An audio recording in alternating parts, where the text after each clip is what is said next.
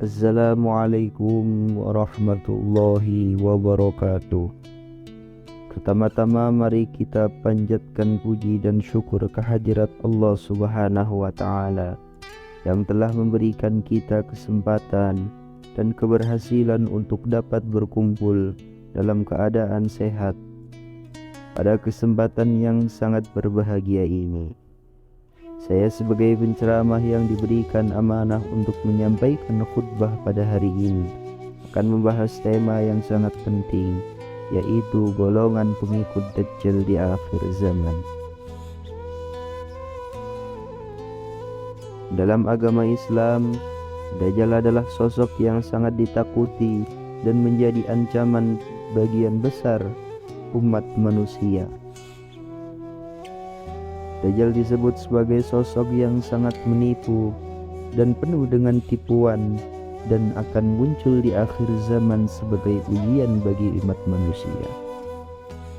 Namun Dajjal tidak akan datang sendirian. Dia akan ditemani oleh golongan pengikutnya yang akan membantunya dalam melakukan tipuan dan menyesatkan umat manusia.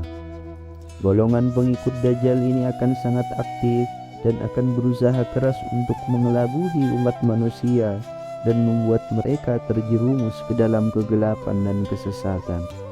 Allah Subhanahu wa Ta'ala memperingatkan kita tentang bahaya pengikut Dajjal dalam Al-Quran surat Al-Kahfi ayat 50, yang artinya, "Dan ingatlah ketika kami berfirman kepada malaikat, sujudlah kamu Adam, lalu sujudlah mereka kecuali iblis. Dia bukan termasuk orang-orang yang sujud." Dalam ayat tersebut Allah Subhanahu wa Ta'ala memberikan perintah kepada para malaikat untuk sujud kepada Adam alaihissalam. Namun iblis menolak dan akhirnya menjadi pengikut Dajjal yang paling kuat. Golongan pengikut Dajjal ini akan sangat berbahaya bagi umat manusia karena mereka memiliki keahlian dan kemampuan untuk menyesatkan dan mengelabui manusia. Mereka menggunakan tipuan, khayalan, dan manipulasi untuk membuat manusia terjerumus dalam kesesatan dan mengikuti ajaran Dajjal. Oleh karena itu, kita harus selalu waspada dan berhati-hati terhadap tindakan dan ajakan yang datang dari golongan pengikut Dajjal. Namun, bagaimana kita bisa mengenali golongan Dajjal? Ada beberapa ciri dan tanda yang harus kita ketahui. Di antaranya adalah berbicara dengan tipu daya dan khayalan. Golongan pengikut Dajjal akan berbicara dengan tipu daya dan khayalan. Mereka akan menggunakan kata-kata yang manis dan menyenangkan agar orang lain terpesona dan terpengaruh dengan ajakan mereka. Yang kedua, menyebarkan fitnah dan kebencian. Golongan pengikut Dajjal juga menyebarkan fitnah dan kebencian dengan tujuan untuk memecah belah umat manusia, membuat mereka saling bermusuhan. Yang ketiga, memiliki kekuasaan dan pengaruh besar. Golongan pengikut Dajjal akan memiliki kekuasaan dan pengaruh yang besar dalam masyarakat.